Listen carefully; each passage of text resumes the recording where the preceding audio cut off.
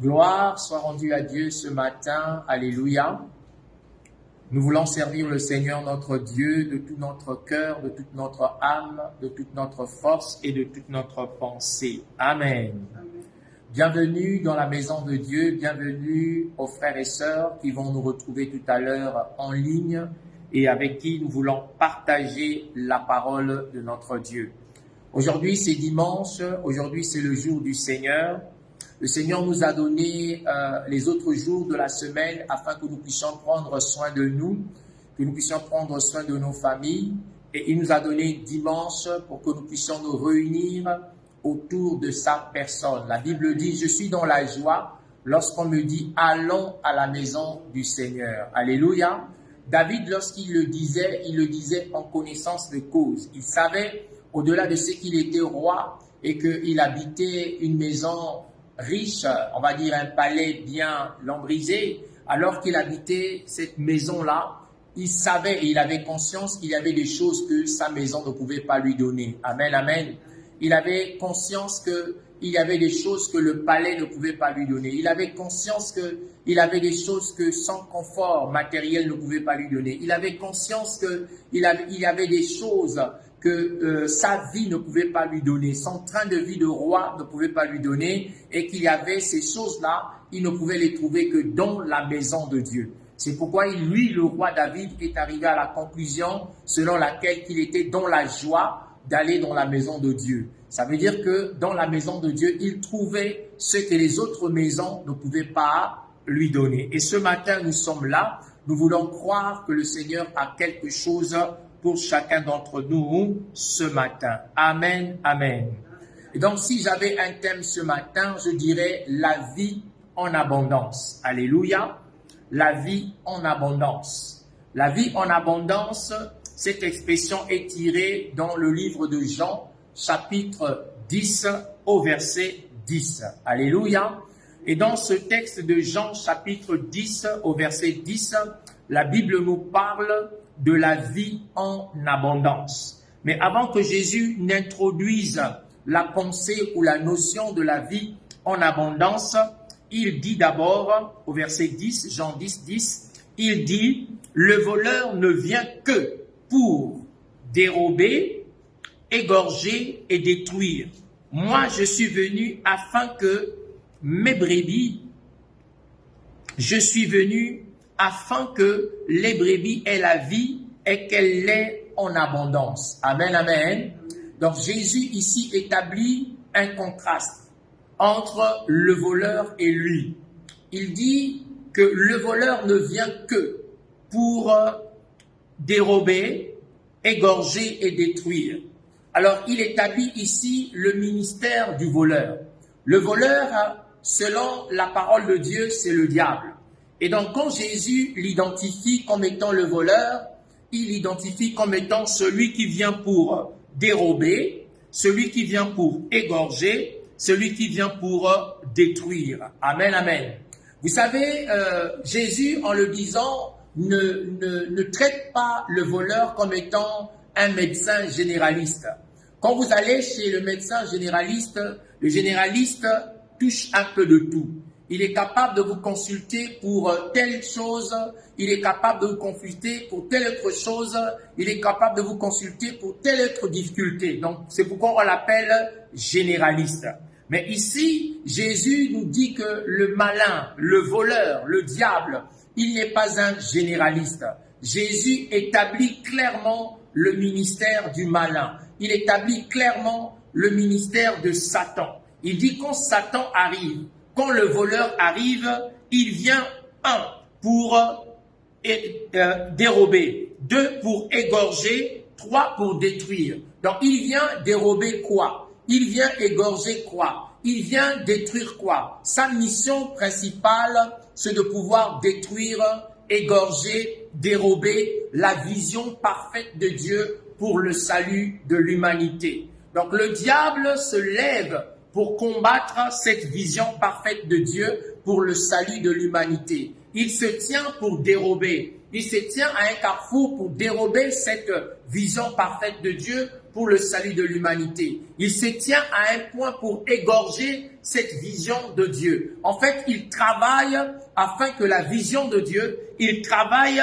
afin que le plan de Dieu, il travaille afin que les desseins de Dieu ne puissent pas s'accomplir. Et c'est cela le principal de sa mission au sein de la vie des hommes. Et Jésus dit que moi, je suis venu afin que mes brebis aient la vie et que mes brebis aient la vie en abondance, que mes brebis soient dans l'abondance. Alléluia. Donc Jésus dit qu'il est venu dans ce monde afin que les brebis puissent vivre une vie en abondance. Ce que nous devons savoir, c'est que Jésus s'identifie à un berger. Jésus s'identifie à un berger et il n'est pas simplement un berger ordinaire. La Bible parle de Jésus comme étant le bon berger. Le bon berger, en fait, c'est celui-là qui est capable de donner sa propre vie pour ses brebis. C'est celui qui est capable de se livrer. C'est celui qui est capable de se montrer. C'est celui qui est capable de se donner, de donner sa vie pour que, en retour, la vie des brebis soit préservée, que la vie des brebis soit protégée, que la vie des brebis soit gardée. Donc, il se donne, lui, pour que les brebis aient la vie sauve. Et donc, en lisant ce texte, nous comprenons que Jésus est le bon berger. En fait, vous allez vous rendre compte qu'il est capable, lui, Jésus, d'abandonner 99 brebis qui sont en bonne santé pour aller chercher une brebis qui est malade ou pour aller chercher une brebis qui s'est égarée. Il est capable de pouvoir mettre en réserve 99 brebis pour aller chercher une seule brebis. En fait, Jésus a abandonné tout ce qu'il avait au ciel. Il a abandonné son trône. Il a abandonné sa vie au ciel. Il a abandonné toute sa gloire et il est venu chercher une brebis. Il est venu chercher la brebis égarée. Il est venu chercher quelle brebis? Toi et moi. Nous étions donc cette brebis égarée, cette brebis éloignée de la face de Dieu, éloignée de la présence de Dieu, éloignée de l'amour de Dieu. Jésus a tout abandonné, il a tout délaissé, il a tout abandonné au ciel et il est venu, il est allé chercher la brebis égarée, cette brebis qui était tombée dans les falaises, cette brebis qui était tombée dans les trous, cette brebis qui était tombée au pied de la montagne. Jésus est allé dans ce trou-là pour aller chercher la brebis en question. Et cette brebis en question, c'est toi, cette brebis, c'est moi, cette brebis, c'est nous. Et c'est pour nous que Jésus-Christ parle de la vie en abondance. Amen, amen. La vie que Jésus-Christ nous donne, c'est une vie en abondance. C'est une vie qui est une vie à la fois bénie spirituellement, mais aussi une vie qui est bénie physiquement, qui est bénie matériellement, qui est bénie socialement, qui est bénie économiquement, qui est bénie dans tous les domaines. Donc la vie en abondance que Jésus-Christ nous donne, c'est une vie qui est appelée à pouvoir nous mettre au large, de pouvoir nous permettre que nous puissions être bénis, que nous ne soyons pas démunis. La vie en abondance, c'est pour que nous ne soyons pas démunis, c'est pour que nous ne soyons pas dans le gêne. La vie en abondance, c'est pour que nous ne soyons pas dans la misère. La vie en abondance, c'est pour que nous ne soyons pas dans la pauvreté. La vie en abondance, c'est pour que nous ne soyons pas dans la disette. Il parle de la vie en abondance afin que nous ne soyons pas dans la pénurie, que nous ne soyons pas en pénurie. Il parle de la vie en abondance pour que nous ne puissions pas être dans la rareté. Mais il parle de la vie en abondance afin que nous puissions être dans l'affluence. Alléluia. Que nous soyons dans la foison. Alléluia. Que nous soyons dans la profusion. Amen, amen. Que nous soyons dans la surabondance. Donc quand Jésus dit que j'ai je donne ma vie pour mes brebis et que mes brebis puissent avoir la vie en abondance. Jésus voulait parler de ce que nous puissions manquer en fait de rien. Amen, amen. Il parle de la vie en abondance afin que nous soyons enrichis en lui. La Bible déclare qu'en lui, Jésus, nous avons été enrichis de toutes les bénédictions. Amen, amen. De toutes les bénédictions dans les lieux célestes, nous avons été enrichis. Amen, amen. Et donc la vie en abondance s'explique au travers de l'accomplissement de sa volonté, de son plan, de sa bénédiction dans nos vies. Amen, amen. Donc nous allons ouvrir le livre des psaumes, chapitre 23, pour encore illustrer nos propos au sujet de la vie en abondance. Alléluia.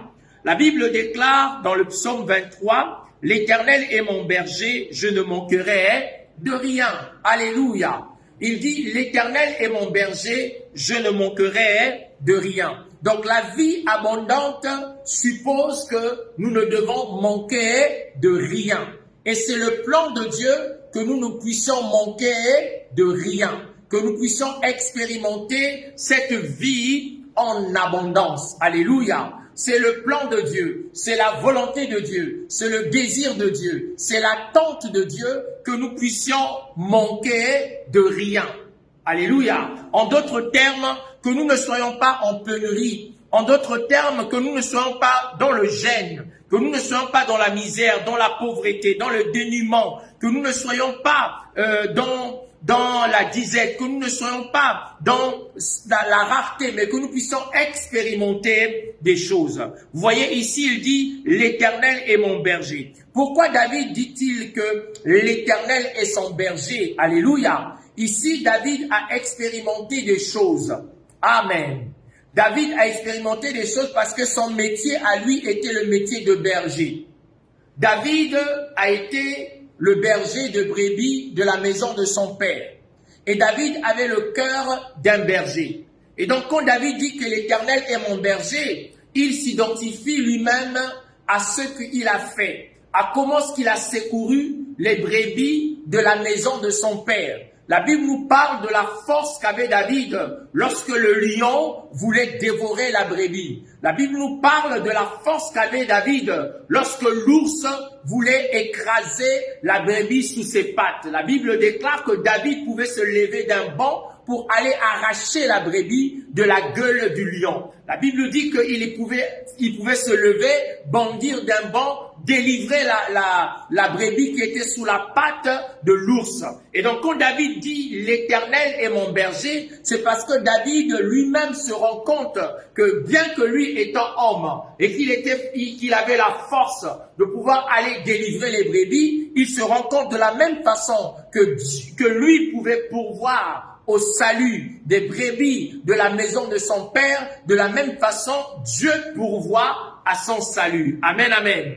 Ici, il dit, l'Éternel est mon berger, je ne manquerai de rien. Donc, le plan de Dieu est que nous ne puissions manquer de rien. Et dans ce texte, il est ainsi clair, il est ainsi révélé. Il dit, l'Éternel me fait reposer dans les verts pâturages. Amen, amen. Donc, puisque l'Éternel est ton berger, puisque Jésus est ton berger, il te fait reposer dans le vert pâturage. Alléluia. La brebis se nourrit des verts pâturages. C'est avec la bonne nourriture. Alléluia. Pas n'importe quel type d'herbe. Il faudrait que l'herbe soit fraîche. Alléluia. Il faudrait que cette herbe soit des pâturages qui ici, la Bible dit, il me fait reposer dans les verts pâturages. Donc, il te fait reposer dans un champ où il y a de la verdure.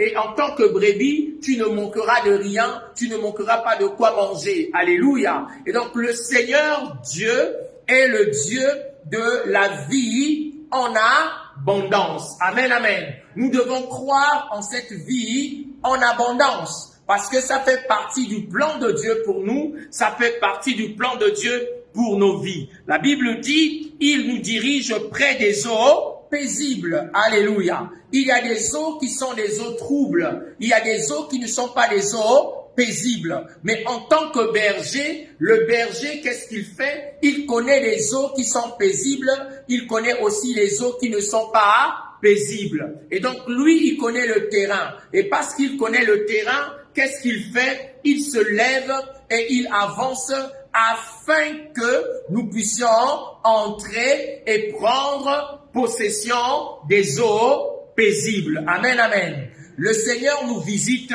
au travers de sa grâce et au travers de son amour. Il dit, il me dirige près des eaux paisibles. Alléluia. Le but de Dieu, le but du Seigneur, le but de notre Dieu est que nous puissions être dirigés près des eaux paisibles. Amen, amen. Pas auprès des eaux troubles, parce qu'auprès des eaux troubles, nous pouvons nous noyer. Alléluia. Auprès des eaux troubles, nous pouvons faire naufrage. Auprès des eaux troubles, nous pouvons nous égarer. Mais le Seigneur nous conduit toujours là où les eaux sont paisibles. Pourquoi? Parce qu'il voudrait que nous puissions boire des eaux qui vont nous donner la paix, que nous puissions être dans le repos. Et nous voulons revenir sur ce thème-là. Je vous laisse ma paix, je vous donne ma paix, pas comme le monde donne. Amen, amen. La Bible dit aussi dans le livre de Jean chapitre 4 que celui qui boira de l'eau, encore de cette eau, aura toujours soif.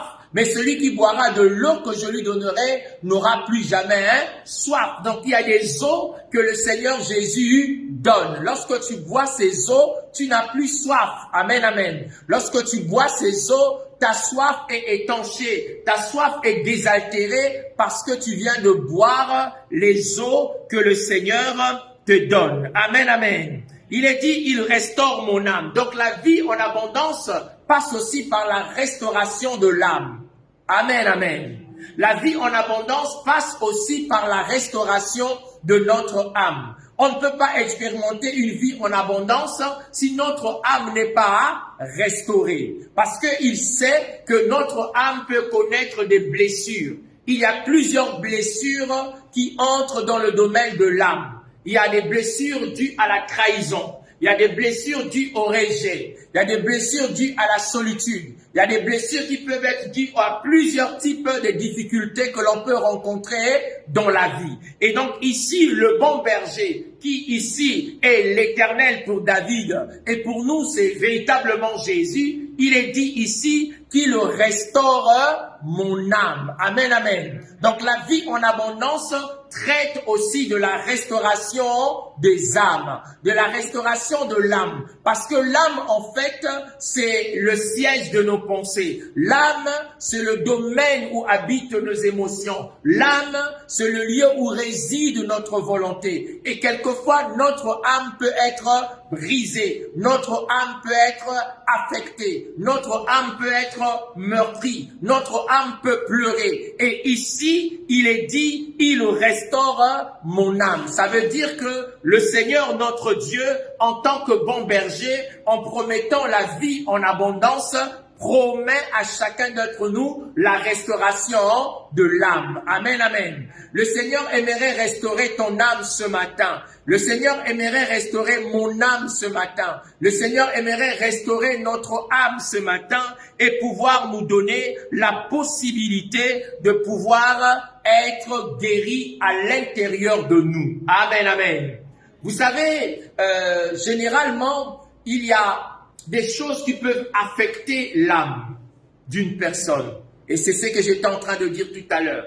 Et vous allez voir la brebis, généralement, quand il fallait soigner la brebis, le berger appliquait de l'huile sur la tête de la brebis. Parfois, la brebis peut aller se cogner la tête à cause de ce que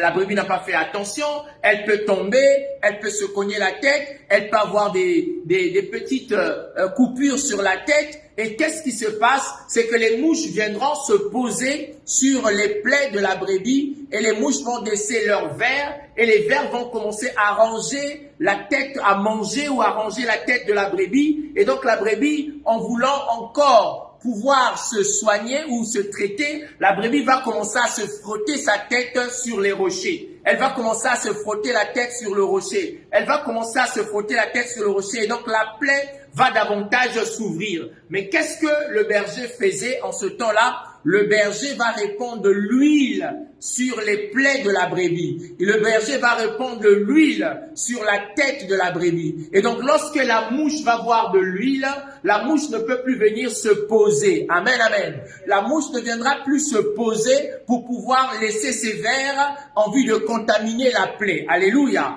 Et je crois de tout mon cœur que le Seigneur va déverser de l'huile sur l'âme de quelqu'un. Alléluia. Le Seigneur va verser de l'huile sur ton âme. Le Seigneur va verser de l'huile sur mon âme, afin que les mouches, et les mouches, nous savons que le prince des mouches, c'est Belzébul.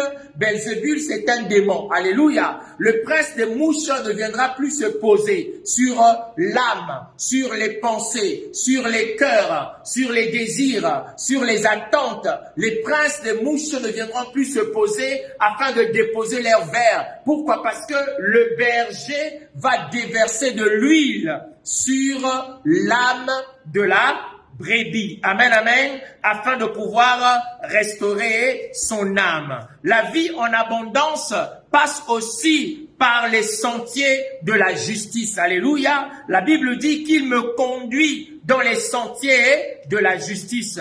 Quand Jésus parle de la vie en abondance, c'est qu'il parle aussi de la direction. Amen, amen. Il est celui qui te donne la direction. Vous allez voir que le brebis, le berger, il avait deux instruments. Le berger avait le bâton et le berger avait aussi la houlette. Amen, amen. Le bâton, c'est pouvoir défendre la brebis.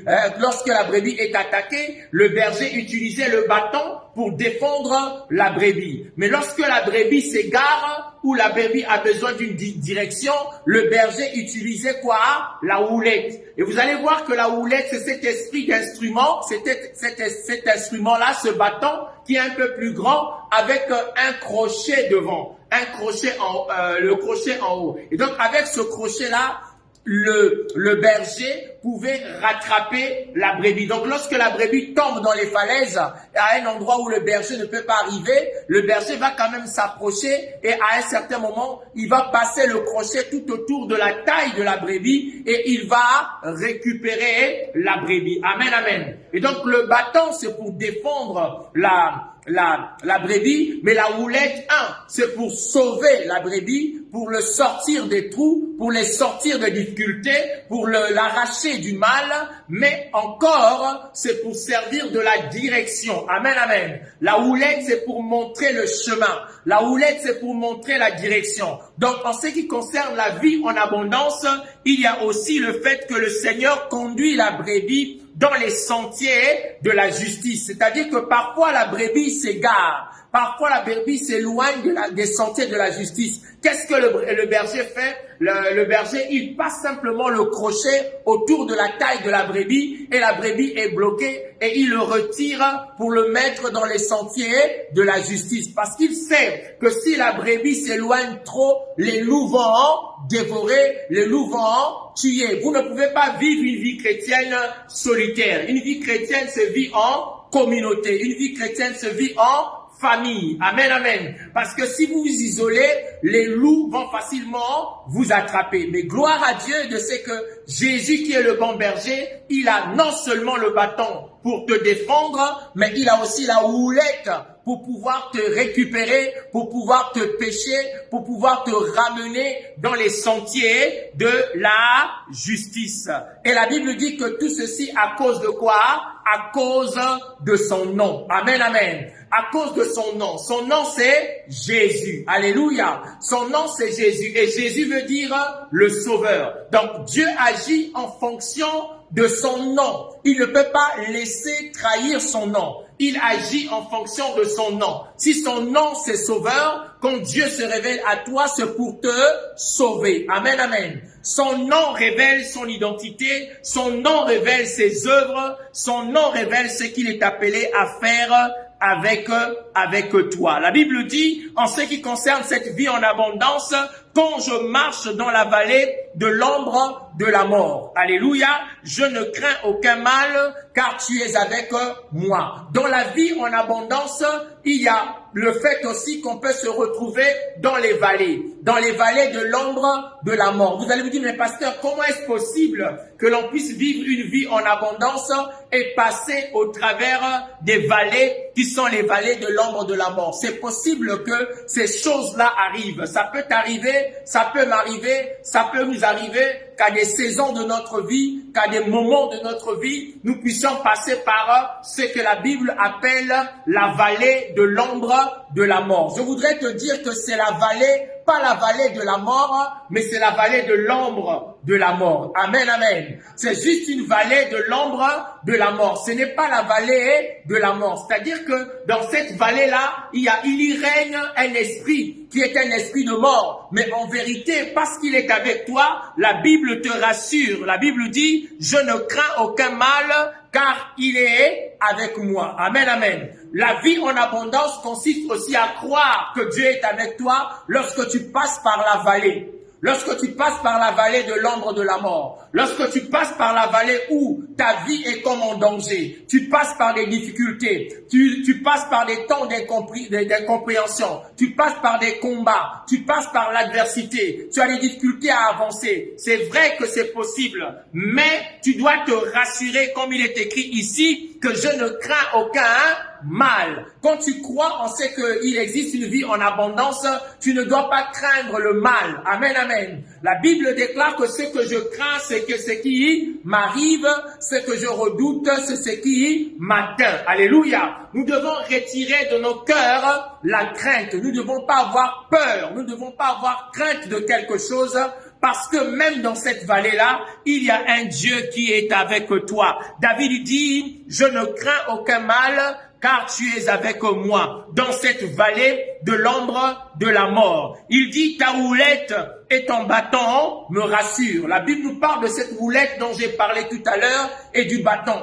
Pourquoi? Parce que dans la vallée de l'ombre de la mort, Jésus est le berger qui a le bâton pour frapper l'esprit de mort. Alléluia! Jésus a le bâton pour frapper l'esprit de mort. Lorsque l'esprit de mort se lève pour venir contre toi, Jésus ici, il a le bâton pour frapper l'esprit de mort. Et la Bible dit, ta houlette, donc la houlette qui est donc l'autre bâton avec le crochet, ta houlette et ton bâton me rassurent. Amen, amen. Il faudrait que la houlette et le bâton rassurent. Est-ce que tu es rassuré par la houlette de Dieu? Est-ce que tu es rassuré par le bâton de Dieu? Y a-t-il quelque chose en Dieu qui te rassure? Y a-t-il une promesse en Dieu qui te rassure? Y a-t-il quelque chose en Dieu qui te rassure? Quel que soit par quoi tu passes, est-ce que tu as de l'assurance en lui? Est-ce que tu as de l'assurance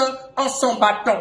Est-ce que tu as de l'assurance en sa défense? Est-ce que tu as de l'assurance en la direction divine qu'il va te montrer au travers de la houlette? Est-ce que tu as de l'assurance que si tu t'égares avec ta houlette, il peut toujours te rattraper? Est-ce que tu as de l'assurance que Dieu ne t'a pas abandonné? Est-ce que tu as de l'assurance dans cette situation que Dieu est capable de t'en sortir? Est-ce que tu as de l'assurance? Amen, amen. Ici, il est dit, ta houlette et ton bâton me rassurent. Plusieurs parmi nous ne sont plus rassurés, manquant de l'assurance, manquant de la certitude, manquant de la confiance, parce que nous passons par des temps difficiles, nous passons par des moments difficiles. Mais David dit ici, ta houlette et ton bâton me rassurent. Alléluia. Il faudrait que tu trouves dans la parole de Dieu quelque chose qui te rassure. Il faudrait que tu trouves dans la parole de Dieu une promesse qui te rassure. Alléluia. Il faudrait que tu trouves dans la parole de Dieu quelque chose qui te permet de pouvoir te tenir et d'être rassuré afin de pouvoir recevoir de la part de Dieu la bénédiction qui t'est réservée. Ce matin, je suis venu dire à quelqu'un, sa houlette et son bâton te rassurent. Alléluia. Je suis venu dire à quelqu'un que sa houlette et son bâton te rassurent. Donc la vie en abondance consiste à croire en les promesses de Dieu. Quelqu'un dit Amen ce matin. Tu dresses une table devant moi. Alléluia. Tu dresses devant moi une table en face de mes adversaires. Donc la vie en abondance consiste en ce que le Seigneur lui-même dresse une table. Amen, amen. Il dresse une table devant toi. Alléluia. Et cette table se trouve en face de tes adversaires. Amen, amen. Il dresse une table devant toi. Il dresse une table devant toi et en face de tes adversaires. Ce que vous devez savoir, c'est que vous ne devez pas prier pour la mort de vos adversaires. Priez pour que Dieu garde vos adversaires en vie. Alléluia. Que les prophètes de malheur qui ont prophétisé le malheur sur votre vie, Dieu leur donne une longue vie. Amen, amen. Que la personne qui avait dit, j'ai attaché la vie de telle personne, j'ai fermé sa vie, j'ai bloqué sa vie, que Dieu lui donne une longue vie. Amen, amen. Pourquoi Dieu va lui donner une longue vie? Parce que Dieu dressera une table. Pas devant le tombeau de tes adversaires. Pas devant la tombe de tes ennemis. Pas devant la tombe des gens qui ne t'aiment pas. Pas devant la tombe de ceux qui font que ta vie devienne cauchemar. Mais Dieu va dresser une table en face d'eux. Et sur cette table, Dieu mettra des mets. Dieu dressera des plats. Il déposera des nourritures que tu aimes, des choses que tu apprécies. C'est ce qu'il va te donner. La bénédiction qui t'a toujours manqué, c'est ce qu'il mettra à table. La chose qui a été retardée, c'est ce que Dieu déposera à table. En fait, Dieu va garnir cette table-là des choses que l'ennemi ne voulait pas dans ta vie. C'est ce que Dieu mettra et en face de tes adversaires. Et comme ça, quand tu vas savourer ta bénédiction, ils seront simplement étonnés de voir ce que Dieu est capable de faire avec toi. Ce matin, je suis venu te dire que Dieu te promet la vie en abondance. Amen, amen. Dieu te promet la vie en abondance. Vous savez, la vie en abondance, c'est cette vie-là que Jésus-Christ donne à ses brebis. À ses brebis. Parce qu'il a donné sa vie. Il donne sa vie afin que toi tu aies la vie en abondance. Il se sacrifie pour que tu sois dans l'abondance. Et cette abondance-là est beaucoup plus que les biens matériels. Car dans cette abondance, il y a même la notion de la vie éternelle. Amen, amen.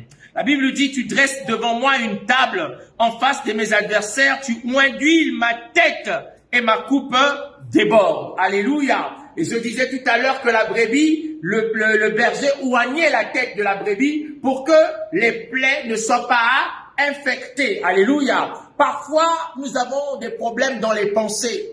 Nous pensons et notre monde s'écroule. Nous avons des pensées qui s'entrechoquent à l'intérieur de nous. Nous avons des pensées qui nous bouleversent, qui changent nos humeurs. Nous avons des pensées qui nous terrassent et qui nous empêchent de nous lever. Nous avons parfois des pensées qui nous disent, bon, il faudrait que ça prenne fin. Ah, je vais abandonner, je vais délaisser. Parfois, on est découragé. Parfois, on est vraiment attristé. Dans la pensée, les humeurs changent. Le cœur change. L'attitude change. La façon de parler change. La façon de faire change. Parce que dans nos pensées, qui est véritablement le champ de la bataille, nous avons été agressés. Nous avons été attaqués. Il y a des plaies. Il y a des blessures dans la pensée. Mais le Seigneur, ce qu'il fait, c'est que pour nous guérir, il oint d'huile notre tête. Alléluia. Le Seigneur rafraîchit ta tête. Il met de l'huile sur ta tête afin que les pensées qui te dérangent, les pensées qui te troublent à cause de cette découverte, à cause de cette situation, à cause de cette maladie, à cause de ce blocage, à cause de cette difficulté, le Seigneur vient oindre d'huile ta tête afin que ta coupe déborde. Amen, amen. Amen, amen, amen. Amen. Oui, tu as besoin que ta tête soit ointe. Alléluia. Tu as besoin de recevoir de l'huile parce que ta tête chauffe tellement. Alléluia. Il y a tellement de la chaleur, ça brûle dans ta tête.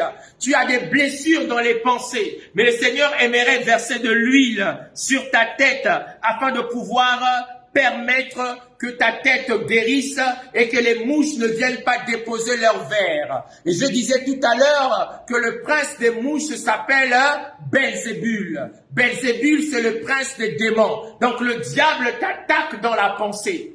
Toutes les pensées que vous avez ne sont pas les pensées de Dieu. Amen, amen.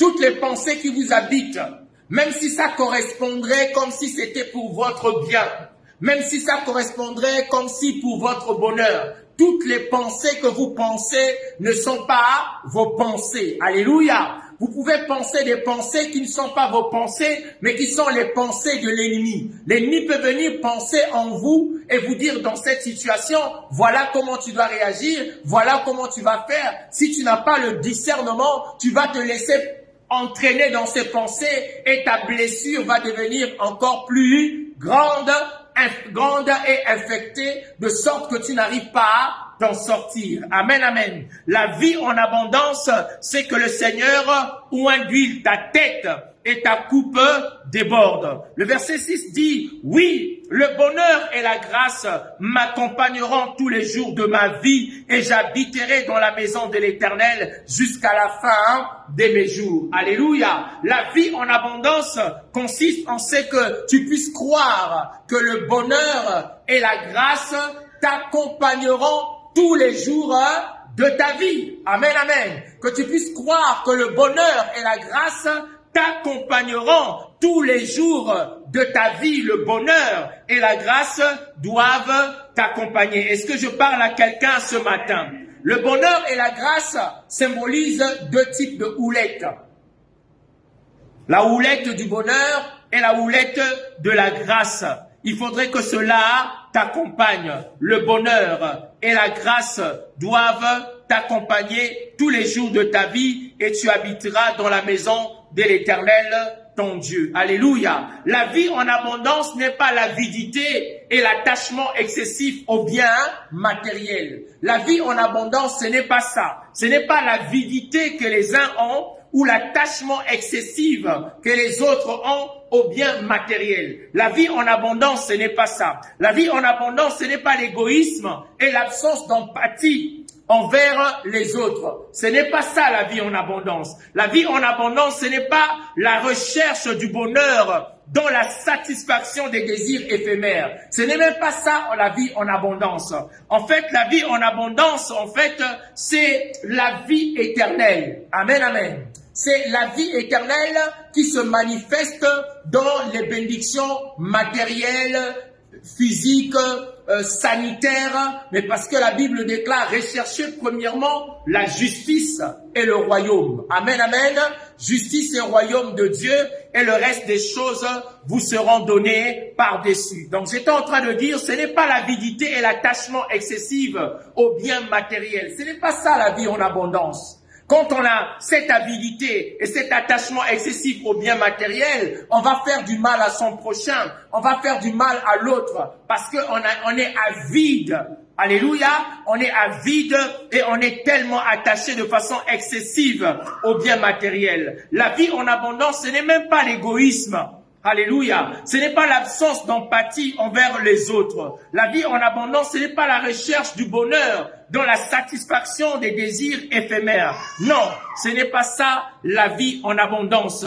La vie en abondance, c'est l'abondance spirituelle. La Bible dit, en Jésus, nous avons été enrichis. Nous avons été bénis de toutes les bénédictions dans les lieux célestes. Amen, amen. Donc, en Jésus, nous avons été enrichis. Tu es enrichi des bénédictions spirituelles. Tu es enrichi des bénédictions spirituelles et ces bénédictions-là dans les lieux célestes. Amen. La vie en abondance, c'est la paix intérieure. Le signe qui atteste que vous avez la vie en abondance, c'est la paix intérieure. La paix à l'intérieur de vous. Pourquoi la paix à l'intérieur? Quand Jésus est venu vers les apôtres, il leur a dit que la paix soit avec vous. Amen, amen. Quand il était ressuscité, il leur a souhaité le shalom. Il leur a souhaité la paix. Donc la paix intérieure est le signe qui atteste que vous avez la vie en abondance. Même lorsque vous manquez de quoi manger, quand vous manquez de quoi boire, parce que la vie en abondance, ce n'est pas toujours avoir quelque chose. La vie en abondance, c'est rester dans les promesses de Dieu, c'est expérimenter ce que Dieu veut que vous puissiez expérimenter. Et donc, si vous arrivez à manquer de quelque chose, il faudrait que le signe de la paix vous habite, que vous ayez la paix du cœur. Amen, amen. Parce que la paix intérieure est le signe qui atteste la vie en abondance. Amen, amen. La joie profonde. La joie profonde, c'est aussi le signe qui atteste la vie en abondance. Une joie profonde, pas une joie superficielle, pas une joie artificielle, pas une joie des apparences, mais une joie profonde. Une joie qui vous habite profondément, une joie qui vous réside profondément. Au travers de cette joie qui vous réside profondément, vous manifestez le signe d'une vie en abondance. Amen, amen. Je vais vous donner le témoignage de quelqu'un, un homme de Dieu. Lui, il était béni à un moment de sa vie. Après, les événements arrivent, il perd tout ce qu'il avait, et il se retrouve en train de dormir sur un pont. Il dormait sous un pont, et là, sous le pont, il n'avait que son manteau, il se couvrait avec, il se levait, il partait chercher à manger quelque part, il avait prié Dieu, il a dit au Seigneur, je voudrais manger dans cette poubelle-là. Est-ce que tu ne peux pas permettre qu'il y ait quelqu'un qui puisse déposer un plat chaud tous les jours à 2 heures, à 14 heures pour que je puisse avoir quelque chose à manger? Et Dieu a exaucé sa prière. Et tous les jours, il partait là-bas, il avait un plat chaud. Il avait tout ce qui était nécessaire pour manger et il mangeait dans la poubelle. Et cet homme-là est allé à l'église pour prier. Il a levé les mains pour dire, Seigneur, je te rends grâce de ce que tu m'as donné de quoi manger et de quoi manger chaque jour. Mais ce qu'il était en train de prier, ce qu'il était en train de dire merci à Dieu, c'était de la nourriture que Dieu lui donnait, mais dans une poubelle. Dieu avait touché le cœur de quelqu'un, d'une femme, qui déposait tous les jours à 2 heures, à 14 heures de la nourriture, et lui, il partait prendre cette nourriture et il mangeait. Mais quand il partait à l'église, il rendait grâce à Dieu parce qu'il avait son manteau et il avait de quoi manger. Et un autre est arrivé aussi, celui-là, il était un homme d'affaires, il était en train d'élever les mains pour bénir Dieu et dire, Seigneur, merci de ce que je viens de signer un contrat de 100 millions de dollars. Lui, il rend grâce à Dieu pour la nourriture que Dieu lui donne dans la poubelle. L'autre est en train de rendre grâce à Dieu pour le contrat de 100 000 dollars. Et celui qui rend grâce à Dieu pour la nourriture qu'il reçoit dans la poubelle, et l'autre qui rend gloire à Dieu pour le contrat de 100 000 dollars, tous les deux sont sincères. Chacun est en train de rendre grâce à Dieu dans la dimension de sa prospérité. Amen, amen. Il est le Dieu de celui qui mangeait à la poubelle, comme il est le Dieu de celui qui a donné à celui-là le contrat de 100 000 dollars. Amen, amen. Donc, la joie profonde de cet homme-là n'était pas conditionnée à sa situation présente. Alléluia. Il faudrait que ta joie puisse avoir des racines dans le Seigneur. Ta joie doit être enracinée parce que la vie n'est pas un fleuve tranquille. Ta joie doit avoir des racines mais très profondes, parce que la vie ne te fera pas cadeau. La vie ne te donnera pas tout sur un plateau. La vie ne t'accordera pas des choses comme ça, aisément tu te lèves, ça tombe du ciel. Il viendra des moments où la tempête va souffler. Il viendra des moments où les difficultés vont se lever. Mais il faudrait que ta joie soit profondément enracinée en lui. Si ta joie est enracinée, c'est le signe qui atteste que tu expérimentes ce que la Bible appelle par la vie profonde. Mais comment être en joie lorsque tu manques quelque chose? Comment être en joie lorsque tu es brimé? Comment être en joie lorsque tu es privé de tes droits? Comment être en joie lorsque tu es maltraité? Comment être en joie lorsque tu n'es pas reçu ou accueilli? Non, si ta joie ne dépend pas de l'acceptation, de l'approbation des autres, et que ta joie est en lui, tu trouveras toujours le moyen de sourire. Alléluia. Tu trouveras toujours le moyen d'embrasser. Tu trouveras toujours le moyen d'aimer, parce que ta joie n'est pas liée au temps et aux circonstances par lesquelles tu es en train de passer. Est-ce que je parle à quelqu'un ce matin? Amen, amen. La paix intérieure, c'est le signe d'une vie en abondance. La joie profonde, c'est le signe d'une vie en abondance. Les relations enrichissantes. Alléluia. Une relation enrichissante. En fait, c'est que le Seigneur veut manifester au travers de la vie abondante, c'est que nous puissions avoir des relations riches. des relations riches vis-à-vis de notre prochain et des relations riches vis-à-vis de lui. Amen, amen. Qu'il n'y ait pas de carence dans les relations, alléluia, entre toi et ton frère, entre toi et ton patron, entre toi et quelqu'un. Il faudrait que dans la relation, vous puissiez avoir de relations riches. C'est le signe qui atteste que vous vivez une vie en abondance. Ce n'est pas l'argent, ce n'est pas les biens matériels qui définissent la vie en abondance. Amen, amen. La vie en abondance est un état d'âme. La vie en abondance est un état d'esprit. La vie en abondance, c'est une façon de faire. Amen, amen. Parce que Dieu peut tout te donner, comme Dieu peut permettre que tout ne puisse pas t'arriver. Alors, si ta vie est liée aux circonstances, tu ne peux pas manifester pleinement la vie en abondance. Est-ce que quelqu'un est avec moi ce matin? Alléluia. Il faudrait que nos relations soient des relations riches. Alléluia. Riches d'affection, riches d'amour, riches de pardon, riches de patience, riches de douceur, riches de bénédiction. Amen, amen. Il faudrait que dans nos relations, que nous soyons capables de pouvoir nous supporter, de pouvoir faire de sorte que les choses aillent de l'avant. Et c'est la volonté de Dieu. Je manifeste la vie en abondance. Dans la vie en abondance, il y a aussi la gratitude et le contentement. Amen, amen. Quand vous vivez la vie en abondance, vous êtes dans la gratitude. Vous êtes aussi dans le contentement. Amen, amen. Vous êtes dans la gratitude pour dire merci à Dieu pour ce que Dieu vous a donné. Vous êtes dans le contentement pour savoir que ce n'est que ça que Dieu m'a donné. Alléluia. Je veux manger mon pain rassis. Je veux boire, comment on appelle ça, le café misère. Et après, je veux rendre grâce à Dieu pour le café misère. Au moins, j'ai de l'eau pour faire le café misère. Au moins, j'ai un morceau de sucre pour sucrer mon eau. Au moins, j'ai mon pain rassis pour manger avec et faire prendre mon café misère. Est-ce que vous êtes avec moi ce matin? La gratitude et le contentement. Notre problème, c'est que nous n'avons pas un esprit de gratitude. Nous ne savons pas dire merci pour ce que nous avons déjà.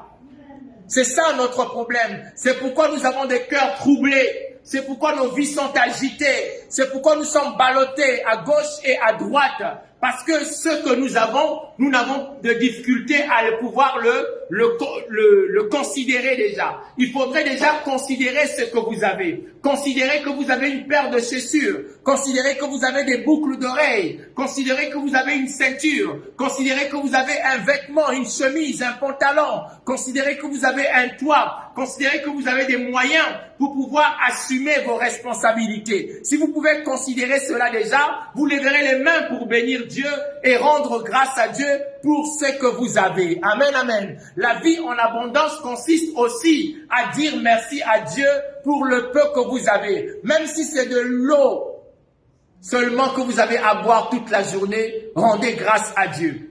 Vous savez qu'il y a des familles, je vais donner l'exemple et je ne vous mens pas. À Kinshasa, il y a des familles où on fait des tours pour manger, pour le déjeuner et le petit déjeuner. On n'a pas encore reçu les témoignages ici au Gabon, mais à Kinshasa, il y a des familles, on fait des tours pour prendre le petit déjeuner et le déjeuner. Aujourd'hui, par exemple, ce sont les enfants qui vont prendre le petit déjeuner. Et le soir, les enfants ne vont pas manger parce que leur plat du jour, c'est le petit déjeuner. On leur sert un bon petit déjeuner. Et ils vont manger que ça jusqu'au soir. Et le jour d'après, en fait, les parents, eux, ils vont maintenant déjeuner.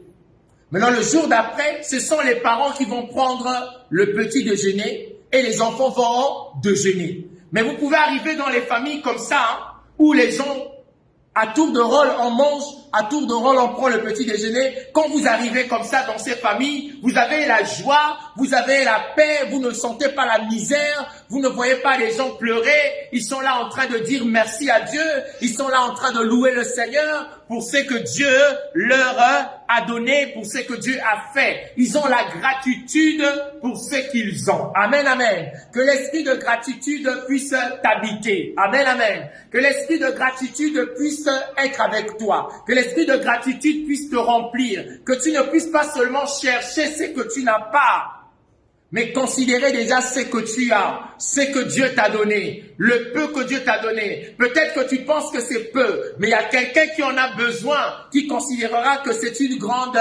richesse. Amen, amen. Le peu que tu vois aujourd'hui qui est peu, aux yeux de l'autre, c'est beaucoup de choses. Amen, amen. Est-ce qu'on peut pas rendre grâce à Dieu? Juste dire merci au Seigneur pour ce que tu es, pour ce que tu as. Ça représente pas toujours grand chose, mais aux yeux de Dieu, aux yeux de quelqu'un d'autre, Dieu voit en cela le signe d'une bénédiction. Amen, amen, amen, amen.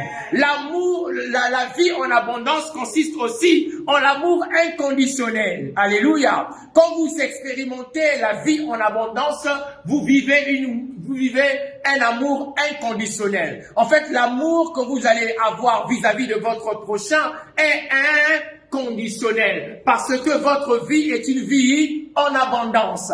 Vous ne manquez de rien, vous n'êtes pas en carence.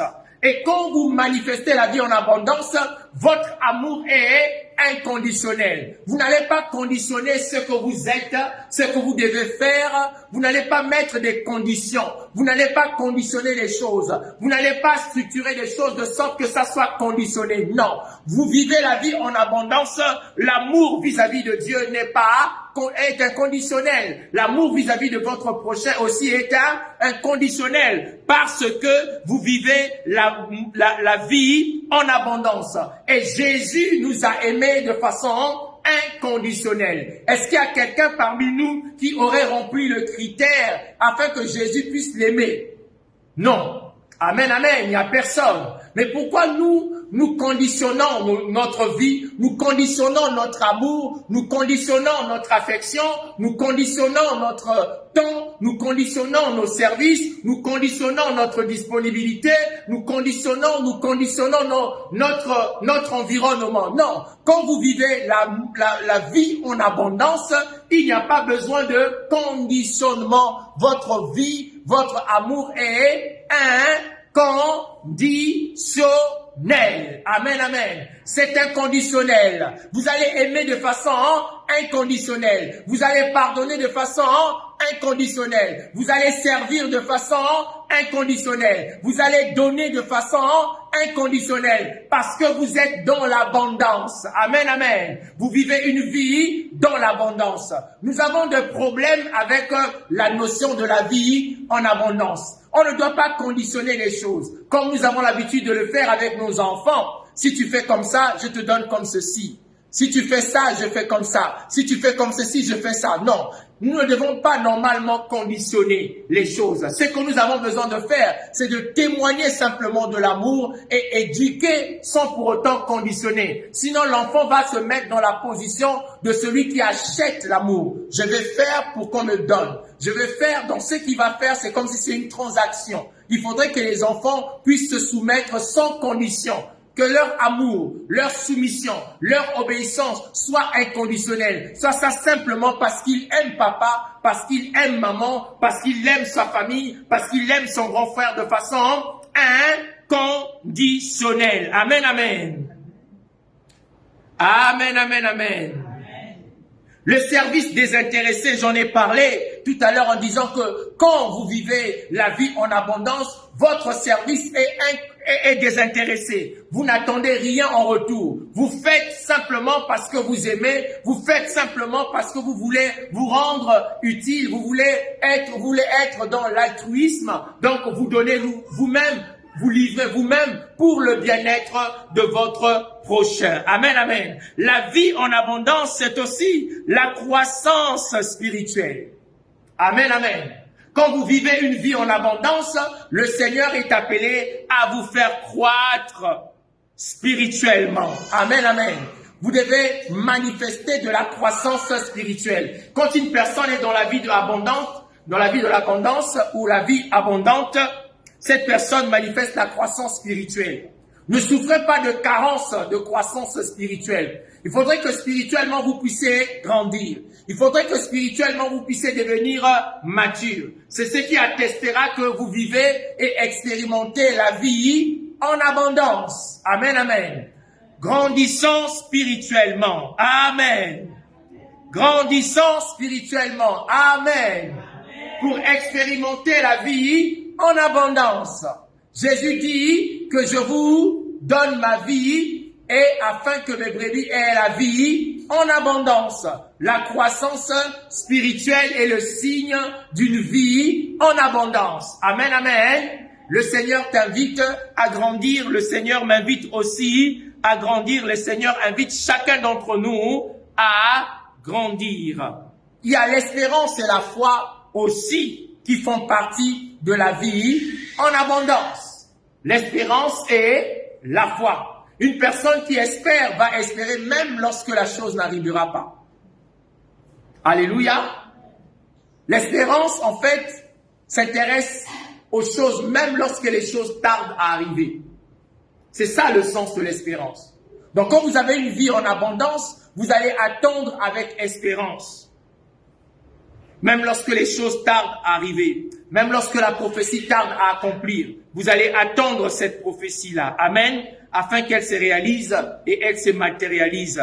Il y a aussi la foi. Et enfin, nous voulons dire la vie avec Dieu ou la vie éternelle. Ce sont les signes qui attestent que nous sommes dans la vie en abondance. Amen, amen. Tout ce que je venais d'ajouter tout à l'heure font partie des valeurs spirituelles. Pourquoi j'ai rajouté cela? C'est afin que nous ayons une vie chrétienne équilibrée. Amen, amen. Pas seulement que nous soyons dans l'abondance des biens matériels et que spirituellement nous ayons des carences. Alléluia. Mais il faudrait que lorsque Dieu nous bénit matériellement, que spirituellement aussi nous soyons bénis afin que notre vie soit équilibrée. Amen, amen. Le Seigneur veut t'inviter, le Seigneur m'invite, le Seigneur nous invite ce matin à pouvoir entrer dans le mystère de la vie en abondance. Est-ce que vous êtes avec moi ce matin? Est-ce qu'on peut acclamer le Seigneur? Gloire à Dieu. Nous connaissons tous le psaume chapitre 23. Et donc, je nous encourage à pouvoir faire la lecture ou à pouvoir faire la relecture, j'allais dire, et à prier avec ce psaume-là. Amen, amen.